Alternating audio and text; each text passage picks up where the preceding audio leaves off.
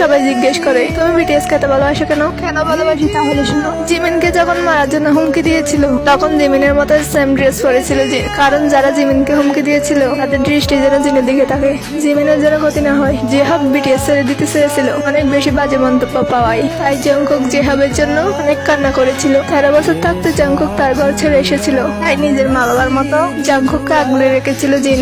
এখন জংকুকের কাছে জিন তার প্রিয় মামা বার্ট।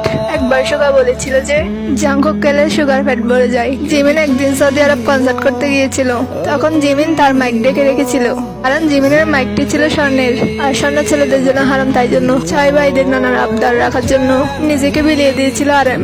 একটি কনসার্টে মুসলিম আর্মিদের নামাজের জন্য তারা কনসার্ট অফ করে রেখেছিল, যেন তারা নামাজ পড়তে পারে আর তারা কোনো রাগ প্রকার না করে অপরকে আঁকলে রেখেছিল। এগুলো তো অনেক অল্প, তাদের নামে যদি বলতে চাই সারা বছর পার হয়ে যাবে, কিন্তু কথা শেষ হবে না।